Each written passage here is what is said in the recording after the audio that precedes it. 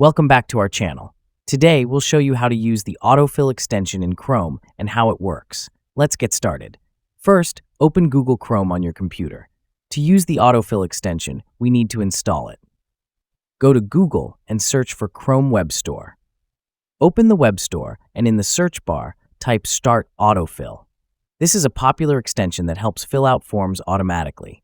Click on it, then select Add to Chrome and confirm by clicking Add Extension. Once installed, you'll see the extension icon in the top right corner of your browser. Click on the Extensions button, find Autofill, and pin it for easy access.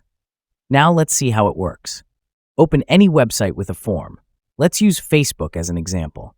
If you're signing up for an account, you normally have to type in details like your name, mobile number, password, and date of birth manually. With the Autofill extension, you can save time. Click on the extension icon and select New Profile. Name your profile, for example, Facebook, and set up auto rules for fields like name, email, and password.